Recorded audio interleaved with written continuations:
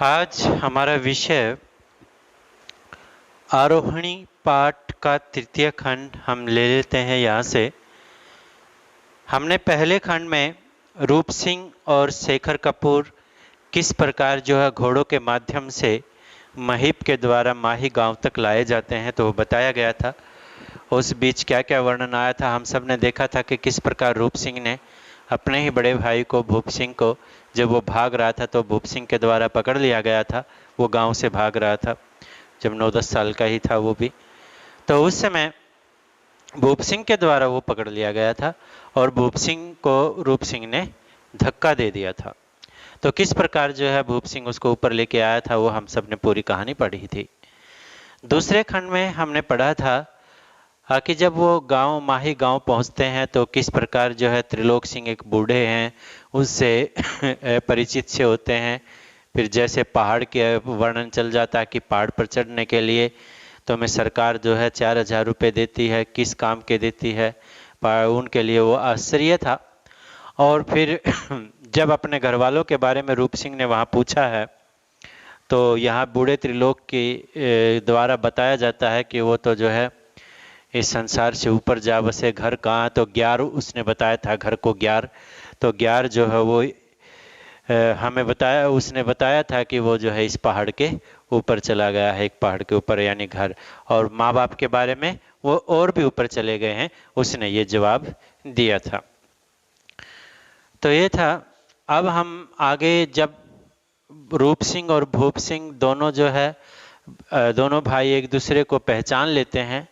अब भूप सिंह उन्हें जो है अपने घर ले जाने के लिए उनके बैग उठाकर चल देता है बिना पूछे। तो यहाँ तक हमने पढ़ा था कि और फिर ये बताया था कि वो जो अक्षेत्र है वो कैसा लग रहा था। तो इसमें जो लास्ट पैराग्राफ था उसके बारे में बताया था कि ईमांग पहाड़ के बारे में कि वो कैसा लग रहा था। तो इस पैराग्राफ में बताया था कि ये गांव कैसा था। तो ये छोटे छोटे भूखंड टुकड़ों में बसा हुआ एक गांव किसी आदि मानव के गांव जैसा लग रहा था।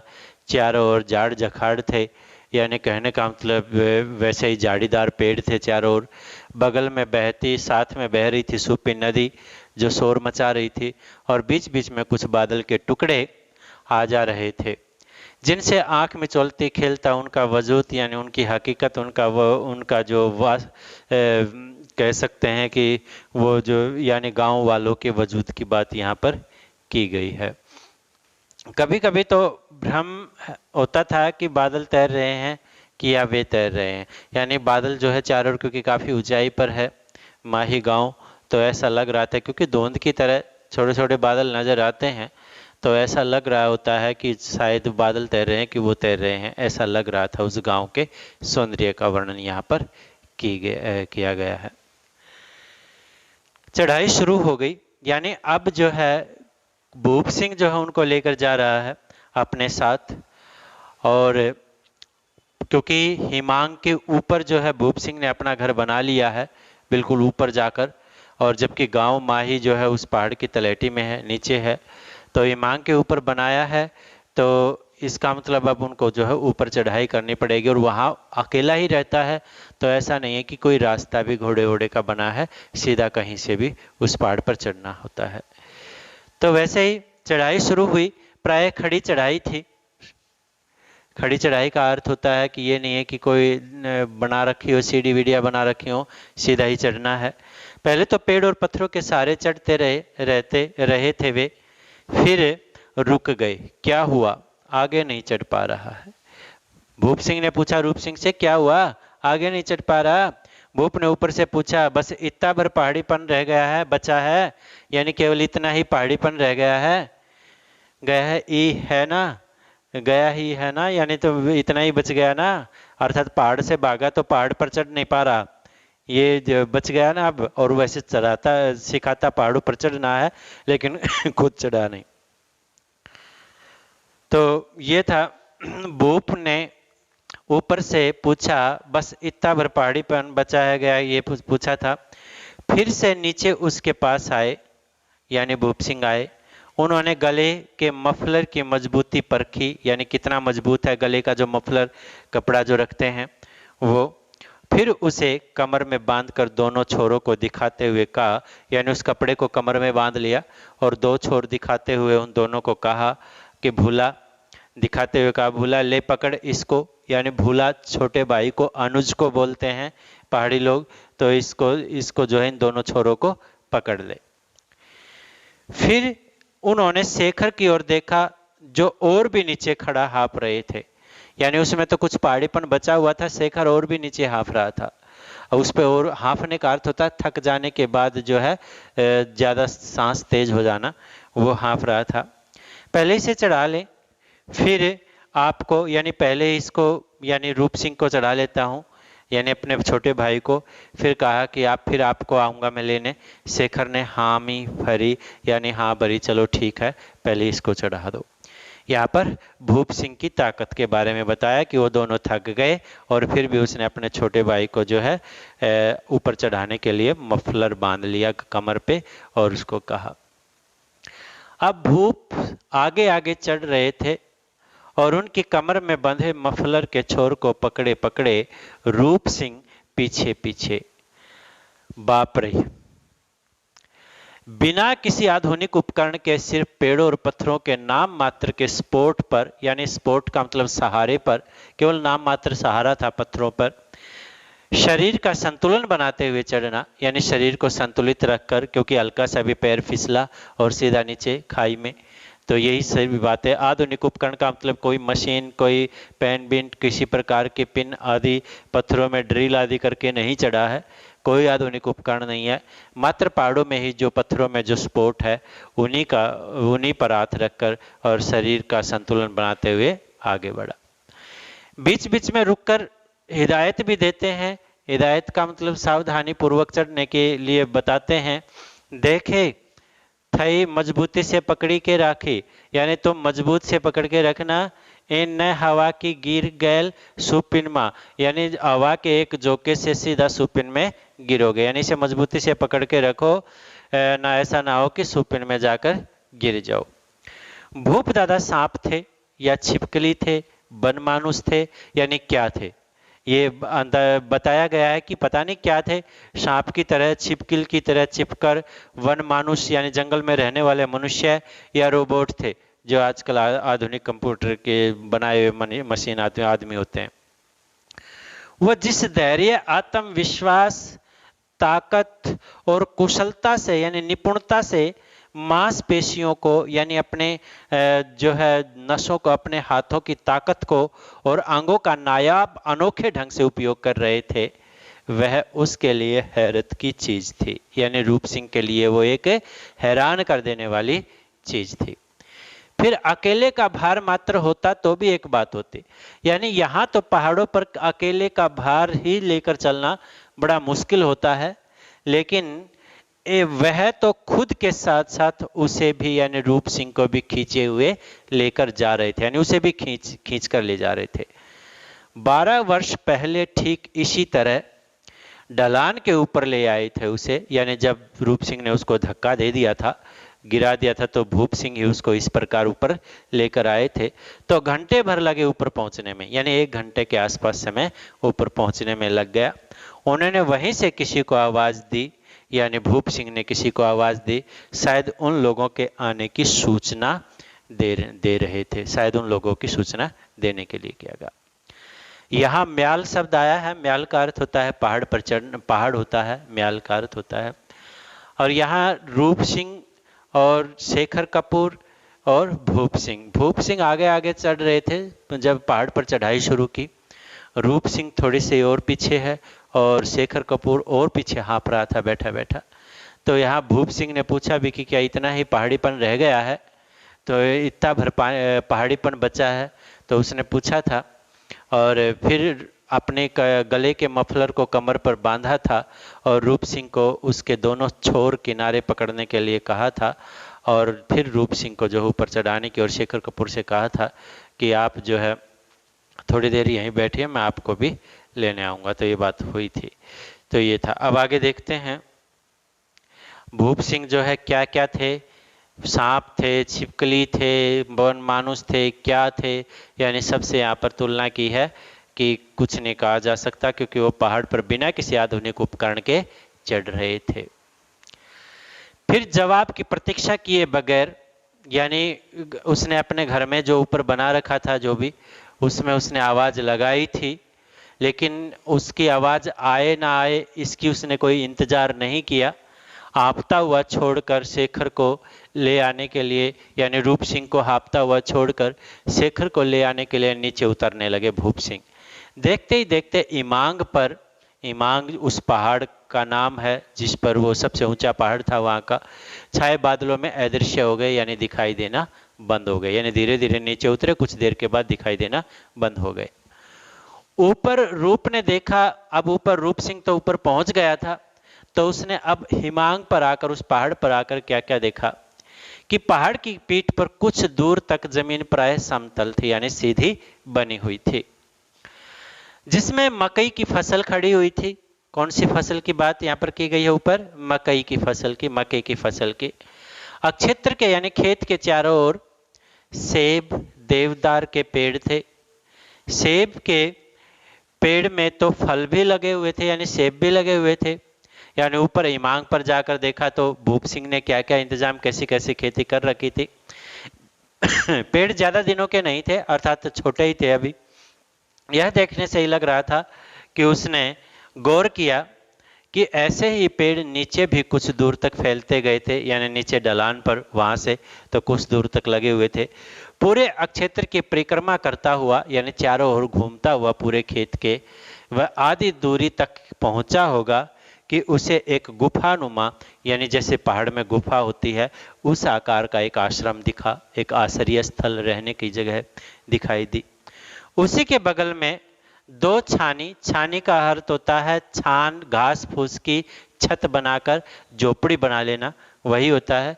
तो छप्पर का झोपड़ा, यानी छप्पर का मतलब जो है, जो घास फूस की छान बना के जो झोपड़ी बनाई जाती है, यही घर है शायद, रूप सिंह ने सोचा। एक छप्पर के नीचे एक औरत खड़ी थी, यानी दो छप्पर बना रखे थे, एक के नीचे एक औरत खड़ी थी। नाटी गोरी, यानी चंचल, बिल्कुल गोरी, जवान, चुस्त, यानी चुस्ती से भरी, और लाल फुल स्वेटर में, यानी फुल स्वेटर था और लाल रंग का स्वेटर था उसमें। वह उसे हैरानी से घूर रही थी कि ये कौन है, क्योंकि वो अपरिचित था, क्योंकि जब बच्चा था तो कभी उसने जो है उसको उसमें छोटे से बच्चे के रूप में देखा था, तो अभी वो बड़ा था, तो उसने अनुमान लगाया कि यह भाभी हो सकती है। रूप सिंह ने अंदाजा लगाया, मगर झिझक वश आगे बढ़ गया। झिझक यानी उसको झिझक थी, उसने पूछा नहीं कि पता नहीं कौन हो, लेकिन अंदाजा लगाया था। आगे हिमांग के ऊपर वाले अंश से कोई झरना झर रहा था, यानी वहीं पर एक झरना भी जो है वो बह रहा था आगे अंश पर, जो खेतों से गुजरते हुए सुपिन नदी में गिरता था।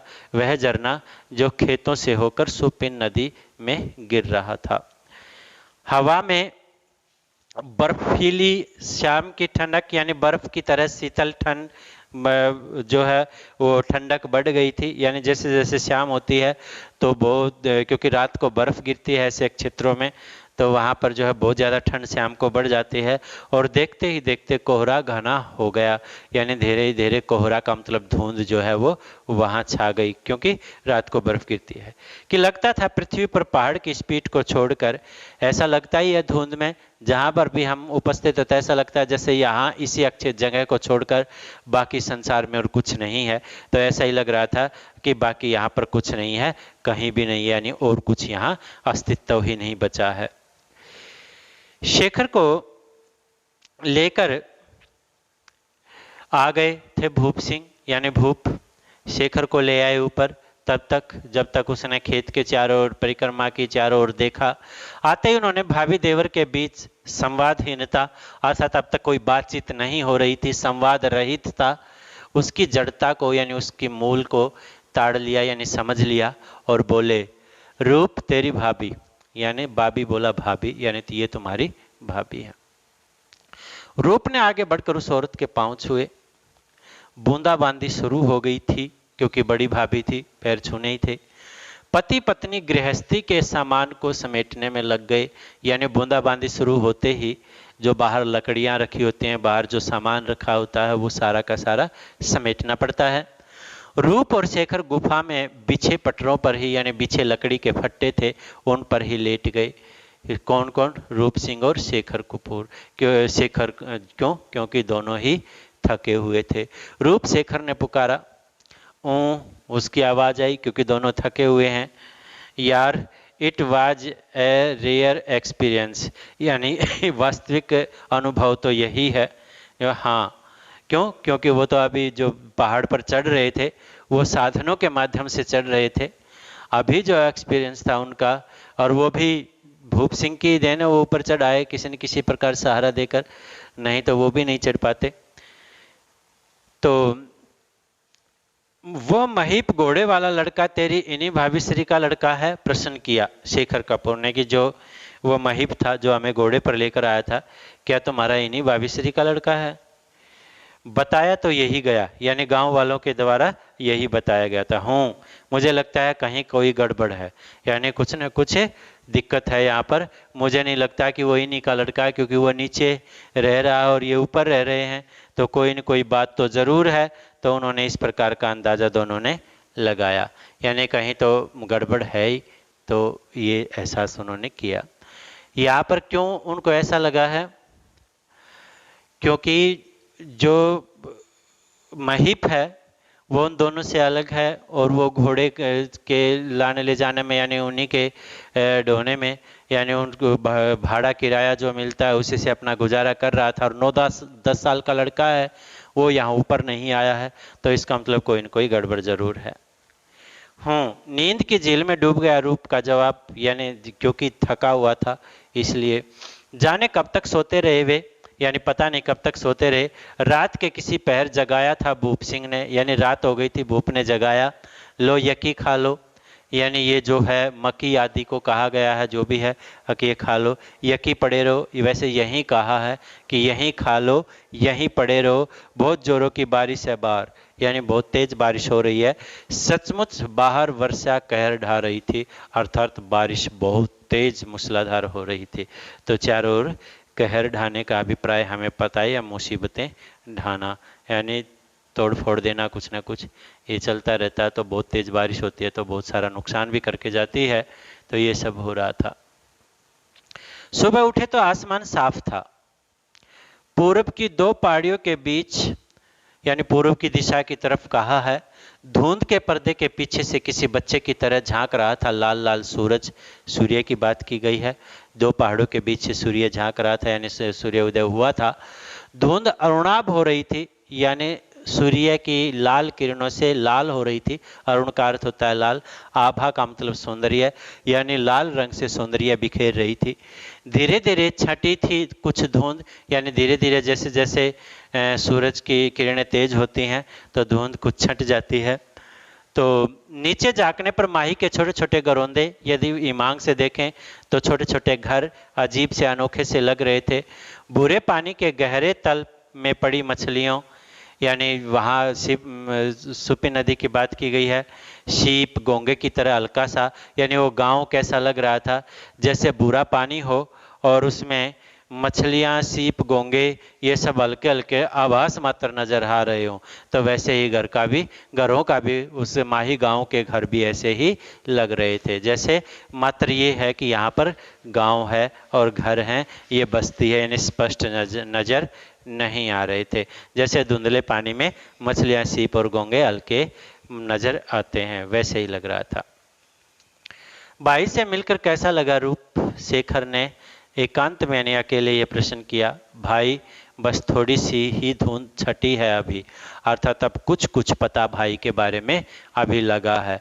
अभी वास्तविकता का पता नहीं है कि क्या क्या हुआ है इस बीच, क्योंकि अभी उन दोनों के बीच घर गृहस्थी के बारे में कोई संवाद नहीं हुआ था।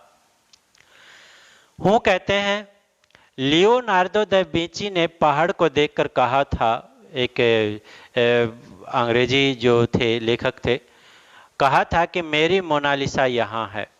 मोनालिसा उनकी प्रेमिका के बारे में कहा, मगर इसे पाने के लिए मुझे ढेरों पत्थर मिट्टी के मलबे हटाने हैं, अर्थात मेरी मंजिल यहाँ है और मोनालिसा वैसे नाम है, तो उसे पाने के लिए मुझे बहुत सारे बीच में जो पत्थर हैं, ढेरों बातें हैं, उन सबको, उन मलबे को, उस धुंध को, उनको हटाना पड़ेगा, अर्थात जानना पड़ेगा। तुम्हारा भाई भी इस पहाड़ में है, यानी इस पहाड़ का मतलब इस पहाड़ के जैसा ही है, मोनालिसा नहीं, साक्षात शिव यानी भगवान शंकर की तरह। मगर उस तक पहुंचने के लिए ढेरों मलबा हटाना पड़ेगा तुम्हें अभी, अर्थात बहुत सारी बातें जानने के लिए अभी जो उनके बारे में जो जानकारी नहीं है वो तुम्हें जानना पड़ेगा, अभी का समय लगेगा। रूप कुछ बोला नहीं, चुपचाप टहलता रहा, अर्थात इधर उधर घूमता रहा, भ्रमण करता रहा। नाश्ते पर पहली बार सब साथ बैठे, यानी एक साथ जब खाना सुबह सुबह नाश्ता शुरू किया। आग के गिर्द यानी आग के चारों ओर भुनी हुई मक्के की बाल, यानी मक्का वहां बोई रखा था तो बाल जो है वो जो भुनी थी मक्के की बूटा जिसे बोलते हैं, और चाय थी साथ में। भाभी सेक सेक कर दिए जा रही थी, अर्थात उनको आग में भून कर दे रही थी। वे नमक मिर्च के साथ चबाते जा रहे थे, नमक मिर्च लगाकर उन भुट्टे को यानी उस मक्की को खा रहे थे। यहाँ इस पहाड़ पर कैसे आना पड़ा दादा? भूप सिंह से रूप सिंह ने पूछा। बड़े भाई को वो दादा ही बोलते थे।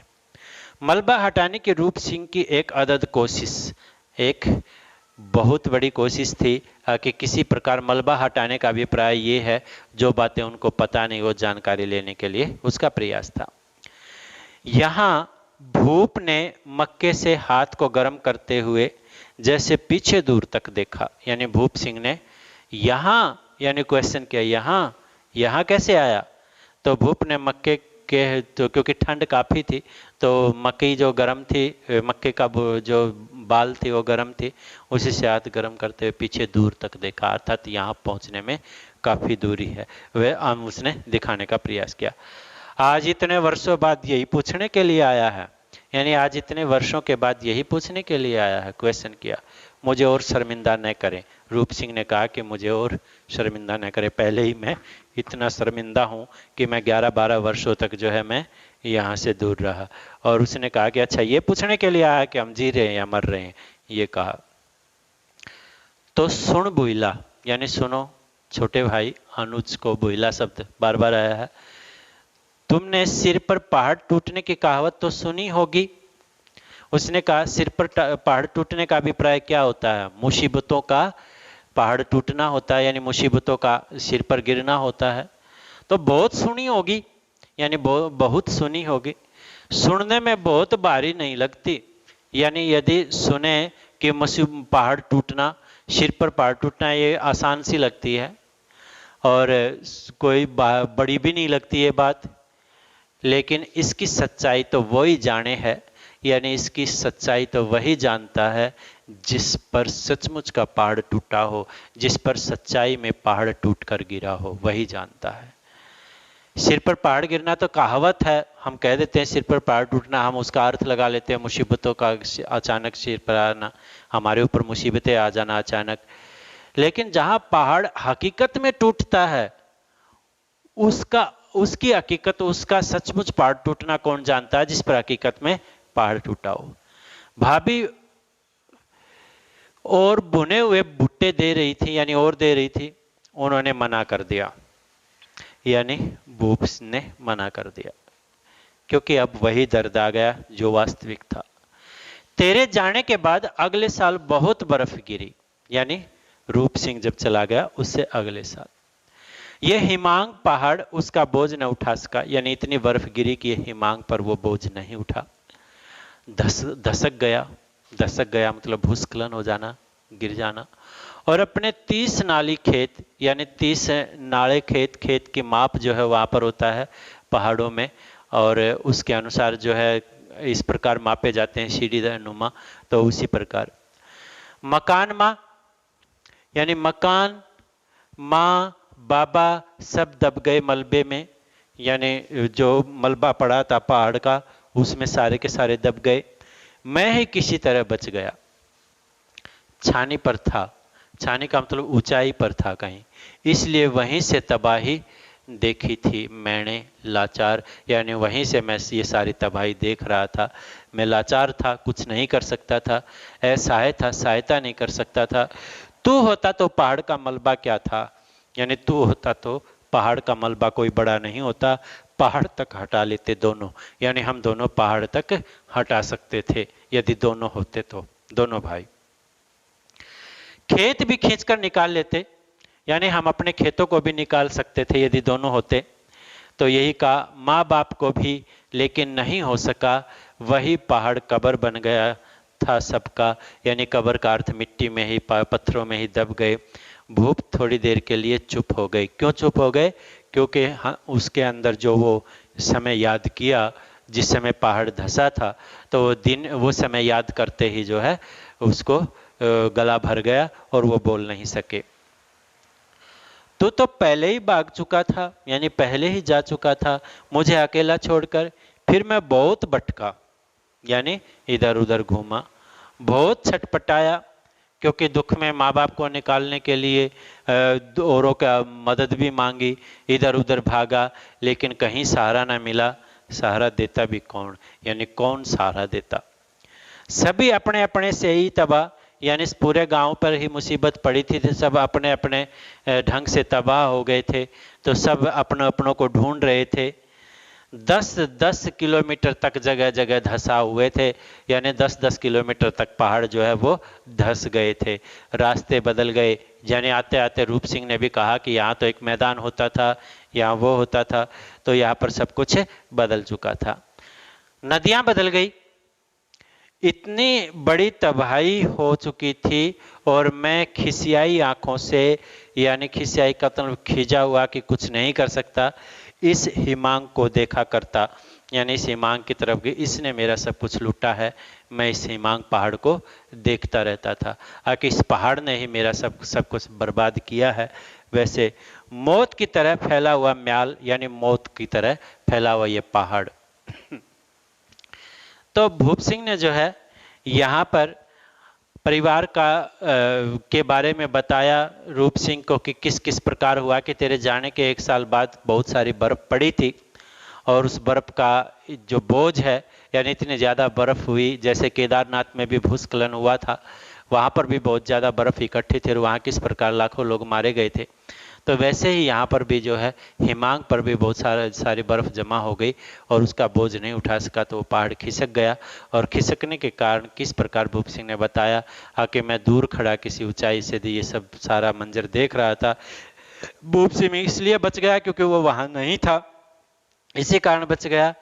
और यहाँ पर रूप सिंह के बारे में आगे, यदि तू होता तो मैं सब कुछ कर लेता, यानी उस मलबे से माँ बाप को भी निकाल लेता, अपने खेत को भी निकाल लेता, सब कुछ निकाल लेता, भोला यानी छोटे भाई। इस प्रकार की बात यहाँ पर भूप सिंह के द्वारा की गई है।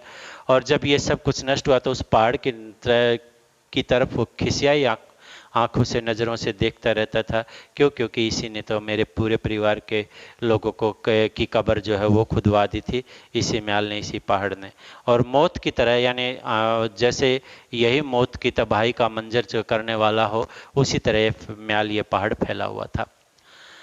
भाभी चाय दे गई थी, यानी देकर वहां से चली गई। दूध के अभाव में लाल चाय थी, यानी दूध कम था तो इसलिए चाय का रंग लाल था।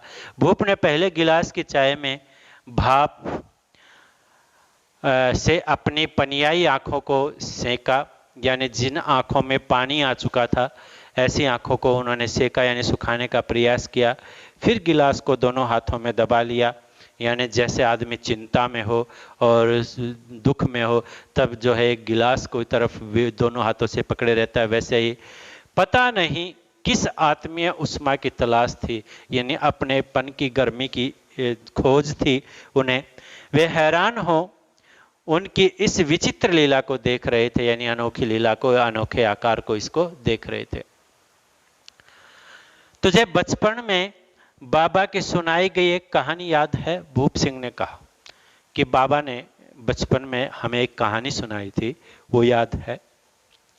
वे रूप की ओर मुखातिब हुए, यानी मुख किया, तो उनकी आंखें कुछ ज्यादा ही चटक हो आई थी, यानी चमक हो गई थी, यानी उसमें ज्यादा ही आंसू की धारा बह रही थी। वो एक नन्ही चिड़िया वाली, यानी एक छोटी सी चिड़िया वाली कहानी याद है तुम्हें, जिसे गीद ने कहा था, यानी गीद ने, कहना का मतलब गीद ने कहा था कि मैं, गीद जो है वो चील, एक वो पंछी होता है, पक्षियों में सबसे बड़ा जो मांस आदि सेवन करता है, यानी मरे हुए पशुओं का या पक्षियों, छोटे पक्षियों को खा जाता है, तो उसी प्रकार है कि मैं तुझे खा जाऊंगा।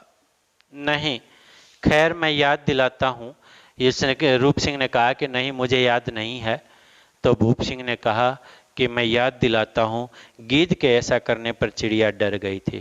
पूछा, यानी चिड़िया डरी हुई थी। गिद्ध ने कहा कि मैं तुझे खा जाऊंगा, तो क्या तुम्हें डर नहीं है? तो चिड़िया जो है वो डरी हुई थी जब गिद्ध ने उसे पूछा, क्योंकि चिड़िया के गिद्ध के सामने बिसात क्या, क्योंकि गिद्ध से तेज और गिद्ध से ऊंचा तो कोई पक्षी उड़ ही नहीं सकता, क्योंकि सबसे ऊंचे पर उड़ने वाला पक्षी जो है ये गिद्ध ही होता है, गिद्ध ही होता है। तो यही पूछा था। हमने एक पंजाबी कहावत भी सुनी होगी, और वो यही से बनी है। वो यही से है कि मैं गिद्ध संग चिड़िया सिंह में बाज लड़ाऊं। ये कि मैं जो है चिड़िया के साथ बाज लड़ाऊं, और बाज को, यानी कहने का मतलब चिड़िया तो बिल्कुल छोटी सी, और बाज इतना भारी बड़ा पक्षी होता है, तो चिड़िया की उसके सामने बिसात क्या। लेकिन जब भी कोई अपने ऊपर आ जाए तो कोई छोटे से प्राणी भी बड़े से बड़े हाथी से लड़ जाता है। वही बात यहाँ से जो है गिद्ध और चिड़िया के माध्यम से भूप सिंह ने बताई। क्यों? गिद्ध बोला इसलिए कि तुम मुझसे ऊंचा नहीं उड़ सकती। यह अजीब अनोखी जबरदस्ती का तर्क था, यानी थोपने का। नन्ही चिड़िया ने धीरज धरकर पूछा, यानी धैर्य धर रखकर, कि और अगर मैं तुमसे ऊंचा उड़कर दिखा दूं तो? गिद्ध ने उसके बचकानेपन पर हंसा कि ये तो बचने का जो उपाय सोच रही है उस पर हंसा। मुझसे ऊंचा उड़ सकती है क्या ये? तो नहीं खाऊंगा, छोड़ दूंगा। फिर तो दोनों में ठन गया मुकाबला, यानी मुकाबला ठन गया। गिद्ध के सामने भला उस नन्ही चिड़िया की क्या बिसात, क्या औकात। लंबे लंबे डैने यानी पंख फहराए और उड़ गया ऊपर ऊपर और ऊपर और ऊपर, यानी और ऊंचाई पर। चिड़िया डर गई, फिर भी उसने धीरज न छोड़ा। क्यों? क्यों धैर्य नहीं छोड़ा? कि ऐसे भी मरना है और वैसे भी तो मौत ही है, यानी यदि नहीं उड़ पाई तो भी मरना है, और यदि उड़कर प्रयास करके मर जाऊंगे तो कम से कम प्रयास तो होगा, तो वैसे भी मरना है।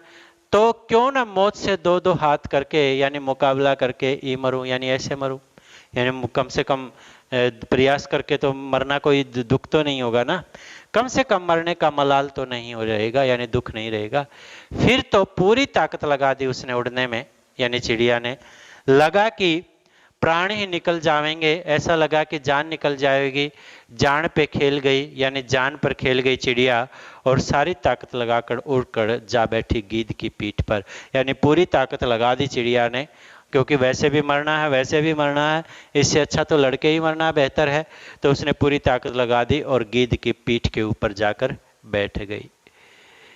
यानी यहाँ पर अपनी कहानी ही गिद्ध और चिड़िया के माध्यम से भूप सिंह ने बताई कि मैंने भी वैसा ही किया। जिसने हमें मौत दी, मैं उसी हिमांग की पीठ पर आ बैठा, ये बताने का प्रयास किया। गिद्ध अपनी बेहिसाब ताकत के गुरूर यानी घमंड में उड़ता रहा, आकाश से भी ऊंचाई नहीं और बहुत अधिक ऊंचा, अतिशयोक्ति की। लेकिन चिड़िया को अब कोई डर नहीं था, क्योंकि वह हर हाल में, यानी वो कितना भी उड़ते रहे, उससे ऊंचाई पर थी। मौत की पीठ पर ही जा बैठी थी, यानी जो उसको मारना चाहता था उसी की पीठ पर जा बैठी थी, जो यानी जो वह। यहां पर भूप सिंह ने क्या बताया, क्या समझाने का प्रयास किया कि जिस पहाड़ ने, हिमांग ने हमें मौत दी, मैं उसी मौत की पीठ पर ही आ बैठा, यानी आकर बैठ गया। ये उसने समझाने का प्रयास वहां पर किया।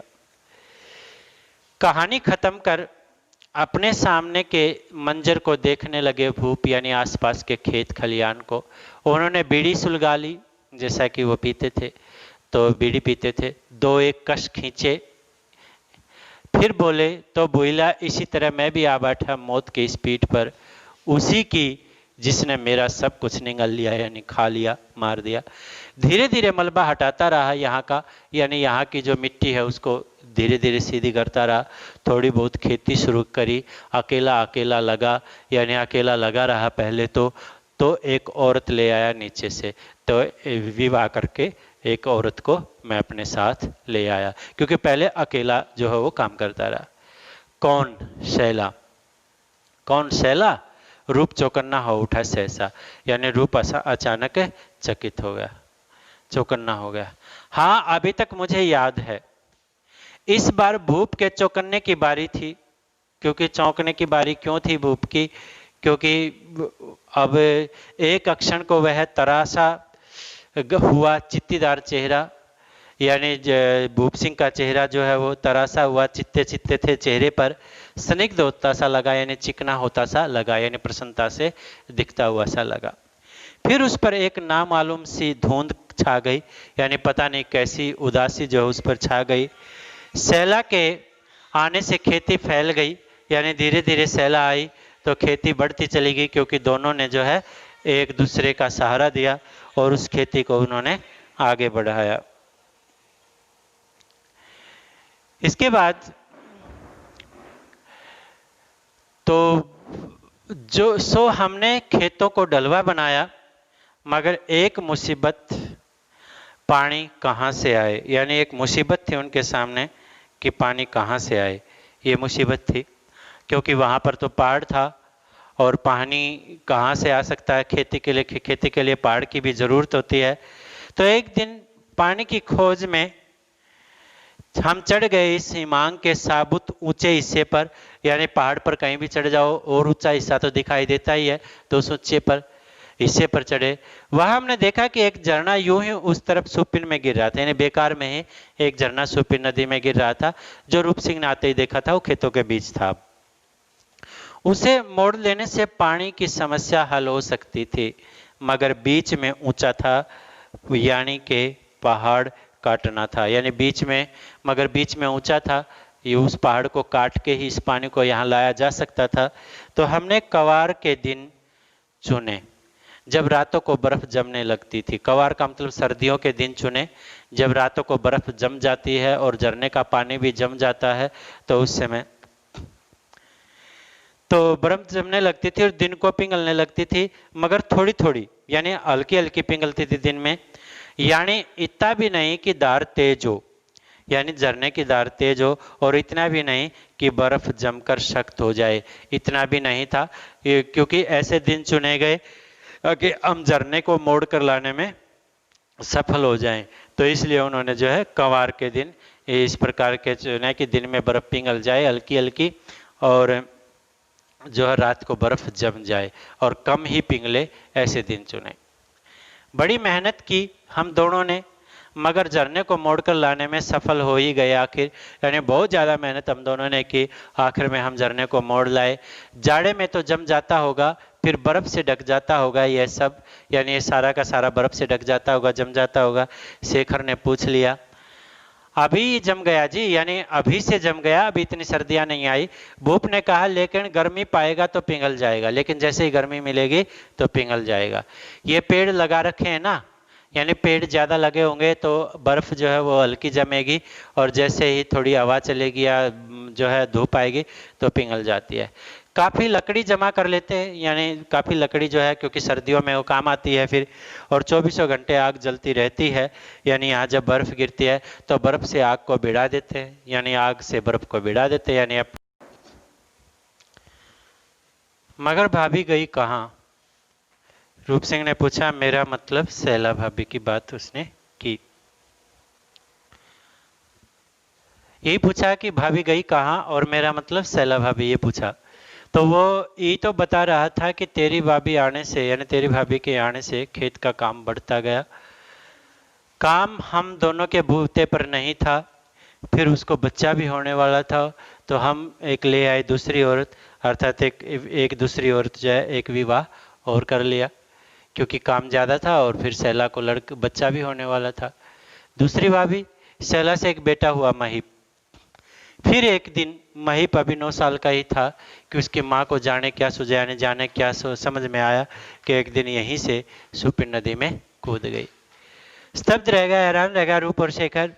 सिर्फ झरने के गिरने से शोर को छोड़कर और कोई आवाज़ वहाँ नहीं आ रही थी। एक गहरी सांस लेकर भूप बोले, भूप, तब से बेटा जो नीचे उतरा तो फिर ऊपर नहीं आया। मैंने लाख मनाया, फिर भी कल भी उसे आया देखकर इन नीचे से उतरा था। उसके पीछे दूर तक गया, मगर उसने सुनकर भी अनसुना कर दिया। देखकर भी नहीं देखा, लौट गया घोड़ी के को भगाते यानी घोड़ों को भगाते हुए। मुझी को गुनाहगार समझता है, अपनी माँ की मौत के लिए यानी अपने मौत के लिए मुझी को दोषी मानता है। चाहे भूप की दूसरी पत्नी ने शायद विषयांतर करना चाय के लिए कहा, अरे रहने दे, ये सब लोग हुए ना काली चाय नहीं पसंद करते यानी काली चाय नहीं पसंद करते। अब एक भेड़ या बकरी तो रख ही ले सकते थे, यानी काली चाय का मतलब दूध वाली चाय करने के लिए एक भेड़ या बकरी तो रख ही सकते थे। उन्हें चढ़ने चढ़ाने में मुश्किल भी नहीं आती, यानी आराम से चढ़ भी जाती, दूध भी मिल जाता। पाली थी ना, दिख तो नहीं रही, यानी यहाँ तो नहीं दिख रही। धुंध काफ़ी कुछ छट चुकी थी, यानी काफ़ी कुछ उस समय जो है रोशनी हो चुकी थी, और काफ़ी कुछ जिन बातों के पता नहीं था, यहाँ पर दोनों बातें संजीव जी ने कही हैं कि बहुत कुछ पता लग चुका था। अब समझ में आया कि भूप दादा ने कल क्यों बात नहीं की माही वालों से। रात की बारिश से भीगी स्लेटी मिट्टी पर सुबह की आलोक छाया में चलते हुए नीचे पसरी घाटी को दूर दूर तक देख रहे थे वे। उनके पीछे इमांग की बाकी साबुत पहाड़ था, यानी बाकी बचा हुआ पहाड़, जिसे नीचे उतरता झरना हिमायित होकर यानी बर्फ से होकर चांदी की तरह चमक रहा था, यानी बर्फ से युक्त होकर चांदी की तरह चमक रहा था। इतनी ऊंचाई पर और इतनी ठंड में उसका जम जाना लाजमी था, स्वाभाविक था। वे हिम के पिघलने का इंतजार कर रहे थे। रूप और शेखर उनके अंदर के हिम के पिघलने का यानी भूप के अंदर के बर्फ का पिघलने का इंतजार। आखिर दोनों ही पिघले, अर्थात दोनों के बीच की जो बातें हैं वो अब जो जिनका नहीं पता था वो पता लग गई। तो गया तेरे पीछे माँ गई, बाबा गए, फिर सैला गई, सबसे आखिर में महीप भी चला गया हमें छोड़कर। वे रुक रुक कर बोलते हैं, तो कहेगा चढ़ सिर्फ मैं रहा था, बाकी सब उतर रहे थे, अर्थात मुझे छोड़कर जा रहे थे। मैं कहता नहीं, अपने अपने हिस्से की चढ़ाई तो सभी चढ़ रहे थे, यानी अपने अपने हिस्से के जीवन में तो सभी अपने अपने अनुसार आगे बढ़ रहे थे। जिनका जितना हिस्सा था जीवन जी रहे थे। चढ़ने सबका अपना अपना, चढ़ने में तो अब सबका अपना अपना तरीका होता है, जीवन में जीने का सबका अपना अपना ढंग होता है। थोड़ी देर तक हिम के पिघलने को यूं ही देखते रहे, यानी बर्फ को पिघलने को, यानी वो भूप सिंह फिर फावड़ा उठाकर किनारे के कटाव को ठीक करने चल पड़े, क्योंकि झरने का पानी का मुख किसी और ना जाए, तो इसलिए थोड़ा सा कटाव था, उसको ठीक करने के लिए चले गए। इस समय वे अकेले थे। उनका ये रूप उन दोनों में दहशत भी भर रहा था, डरा भी रहा था, सम्मोहित भी कर रहा था, उनके प्रति आकर्षित भी कर रहा था। वो कितने अकेले लग रहे थे भूप दादा इस वक्त। इस समय रूप ने धीरे से कहा, ऊंचाइयाँ तनहा भी तो करती हैं, शेखर ने कहा, यानी ऊंचाइयाँ लोगों को अकेला भी कर देती हैं। कटाव की मरम्मत कर आगे के आग के पास फिर लौट आए थे भूप सिंह, यानी दोबारा आग के अग्नि के पास आ गए, क्योंकि ठंड वहाँ काफ़ी है, क्योंकि बर्फ ही हटाने तो गए थे वो, तो कितनी ठंड होगी ये हम अंदाजा लगा सकते हैं। भूप सिंह, एक बात पूछूं? शेखर ने उन्हें देखते हुए कहा, पूछो। आप पहाड़ या पहाड़ पर चढ़ने वाले, यानी पहाड़ की तरह मजबूत हैं या पहाड़ पर चढ़ने वाले यात्री, आप क्या हैं? हम आपको क्या लगता है, हम आपको क्या लगता है, यहाँ पर भूप सिंह ने पूछा। दोनों ही हंस पड़े। भूप शायद पहली बार बोले, हम कहाँ के पहाड़ हुए? बोला, यानी छोटे भाई, हम तो चढ़ने वाले ही हुए, यानी पहाड़ तो पहाड़ ही होता है। दादा रूप का गला भराया, बहुत दुख झेले हैं आपने, यानी गला भराना का मतलब दुखी होना। बहुत दुखों का पहाड़ लेकर चढ़ते रहे पहाड़ पर, यानी इतनी मुसीबतों का, इतने कष्टों का दुख आप लेकर भी पहाड़ पर चढ़ गए। अब बस करो, मैं तुम्हारा छोटा भाई, तो मैं अपने साथ लेवा जाना चाहता हूँ। मुझे सरकार की ओर से पक्का क्वार्टर भी मिला है, यानी मकान भी मिला है, जितने तनख्वाह मिलते हैं उसमें आराम से हम रह लेंगे सभी, यानी हम आराम से उसमें रह सकते हैं। भूप भूप गंभीर हो गए। न हाँ कहा, न नैना, यानी मैं नहीं जाऊंगा, ये कह दिया भूप सिंह ने। एक बार चलकर दिखाइए कि आपका बोइला कैसे रहता है छोटा भाई। भूप फिर निर्विकार बने रहे, यानी उनमें कोई परिवर्तन नहीं हुआ चेहरे के हाव भाव में। तो शेखर ने कहा, भूप भैया, मेरे पापा कहा करते थे कि क्लाइंबर माने चढ़ने वाले को अपनी सारी ताकत एक ही चढ़ाई में ख़त्म नहीं कर देनी चाहिए, कुछ ताकत बचाकर भी रखनी चाहिए आने वाली चढ़ाइयों के लिए, यानी जीवन में आगे आने वाली मुसीबतों के लिए। भूप सिंह ने कहा, ये साहब वो आपके बाबा का तरीका होगा, शौकिया चढ़ने वालों का तरीका, यानी शौक से शौक में चढ़ने वालों का। मेरे बाबा का तरीका तो वही है गीद और नई नन्ही चिड़िया वाला। जहाँ जिंदगी और मौत में जंग छिड़ी हो वहाँ बैलों की डकार छिड़ी हो, यानी जिंदगी और मौत की जंग जो है छिड़ी रहती है हमेशा। बैलों की डकार में अधूरा रह गया वाक्य, यानी वो बातें जो है वाक्य अधूरा रह गया, बैल डकारे तो ओह इन बंदों को तो मैं भूल ही गया आज, यानी ये बंदे यानी ये बैल तो मैं ध्यान ही नहीं रहे। भूप को जैसे उनकी सुधि अब आई हो, जैसे अभी समझ में आयो कि बैल भी हैं यहाँ। फिर जोर से बोले सुन लिया, यानी समझ गया। रूप और शेखर ने एक दूसरे की ओर हैरान होने वाली नजरों से देखा, तो बैल भी हैं यहाँ, मगर ये आए कैसे, यहाँ कैसे आए इतने बड़े बैल। बैलों को बाहर धूप में निकालकर बांधा भूप ने। छोटे नाटे थे, छोटे कद के थे, सुंदर थे, पर पुष्ट थे, यानी अच्छे खासे, यानी कहने का मतलब हष्ट पुष्ट, जो खाते पीते लग रहे हो कि ताकतवर है। उनकी पत्नी ने भोजन बनाना छोड़कर हाथ में घास लाकर डाल दिया उनके सामने। भूप भैया ये बैल कैसे आए यहाँ, शेखर ने पूछ लिया। कैसे आए आप ही बताओ जी, सुना बड़ा माइंड रखते हैं आईएएस वाले, बड़ा दिमाग रखते हैं, माइंड रखते हैं आईएएस वाले, कहते हैं बड़े दिमागदार होते हैं। शेखर कुछ इस कदर पराभूत था कि बकवा गया, यानी इस प्रकार जो है इस आश्चर्य से भरा हुआ था कि वो बकवा गया, यानी शर्मा से गा चुप रह गया। अजी कंधे पर ढोके लाए इन्हें, और कैसे, भूप ने कहा कि कंधे पर जो है मैं ढोकर लाया हूँ इन्हें, और कैसे ला सकता हूँ, अब इतने बड़े बैल कंधे पर, तो आश्चर्य तो होना ही था दोनों को। कंधे पर इन्हें क्यों, मैं अपनी 2 औरतों को कंधे पर लाद कर ला सकता हूँ, आप दोनों को ला सकता हूँ, इन्हें नहीं ला सकता। अजी देखो इतने बड़े बैल तो नहीं चढ़ सकते ना। सो नीचे से एक छोटा सा बछड़ा ले आए पहले, फिर दूसरा, और फिर यहीं पलकर बैल हो गए, यानी बड़े हो गए, ये भूप सिंह ने बताया। लेकिन ये नीचे कैसे उतरेंगे, भूप ने कोई जवाब नहीं दिया। हंसुए से जो होता है काटने का, उससे मकई के डंठलों को काटते रहे, जो कुलाड़ा सा होता है, और ये पहाड़ कभी भी धंस सकता है, ये कह रहे। मालूम है, उनका ये छोटा सा वाक्य बेहद ठंडा था। बहुत देर तक, यानी मालूम है ऐसा वाक्य बहुत देर तक मंडराता रहा उसका आतंक, यानी उसका दुख कि ये यदि ये भी धंस गया तो कितना यहाँ पर आतंक होगा। तो यह तो सरासर खुदकुशी है। तुम कहते हो कि खुदकुशी है, मैं कहता हूँ बचने का मुकाम है, कि यही बचने का एक तरीका है, यही है। दादाजी ने देखकर आपका अकेलापन और गहरा गया हमारे सामने। आप समझते क्यों नहीं कि आपने औरों से खुद को काट लिया है। रूप की आवाज़ भर्रा गई थी, यानी गला भरा हुआ था। मैंने ना, गला भरा हुआ का मतलब दुख में होना।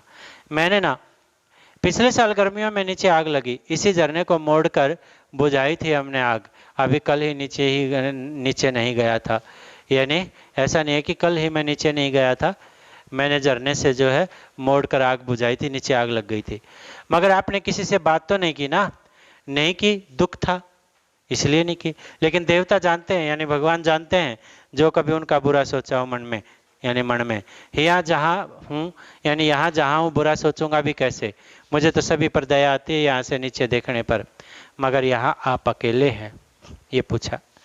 कौन कहता अकेला हूँ, यहाँ माँ है, बाबा है, सैला है, सोए पड़े हैं सब।